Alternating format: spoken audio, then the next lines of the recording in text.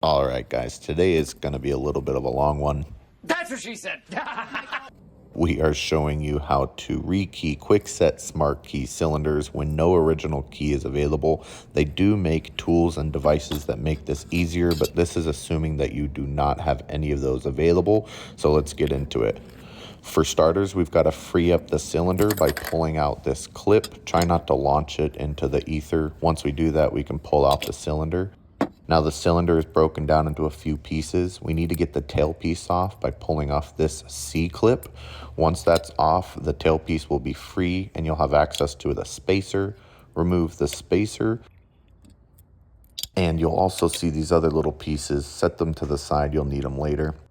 Now to free up the inner core from the cylinder, we're gonna need to press down on these wafers while pushing the cylinder out.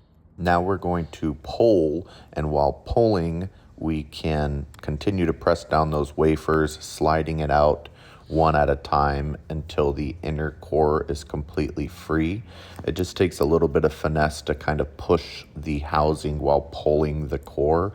It's not extremely difficult, but it does take a little finesse to get it out. Once you have the inner core out, you can set the housing aside. This is where things can get really tricky. There's a bunch of tiny pieces in this cylinder. This is the space bar. You'll also see that there are two tiny little springs in here. You don't have to remove them, but just make sure you don't lose them. If you're afraid, you can go ahead and just pick them out and set them on your magnetic tray or a safe space.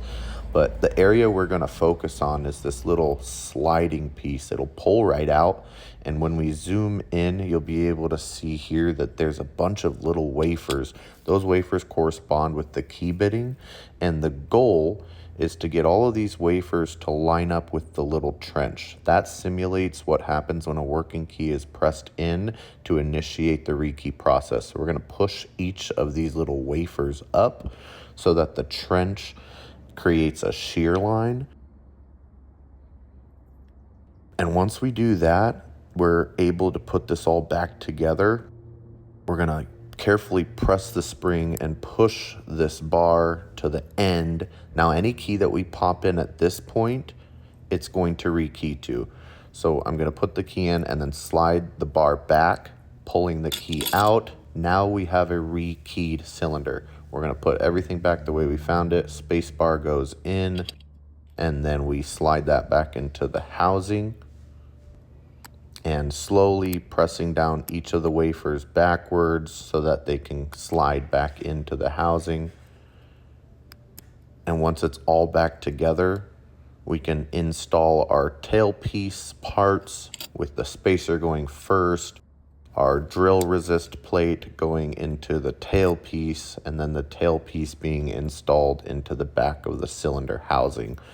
We're going to use that black C-clip that we used at the beginning to hold that tailpiece in. And we've got a successfully rekeyed cylinder. We're going to test out the new key, and then we can pop it back into the cylinder housing and install it back on our house after putting in the C-clip. This is a little bit of a lengthy process, and it is better to have something like a better resetter or the Kwikset rekey cradle. But if one of those malfunctioned or you just don't have it available, this is what you're going to do. Thank you guys for watching. Like and follow for more.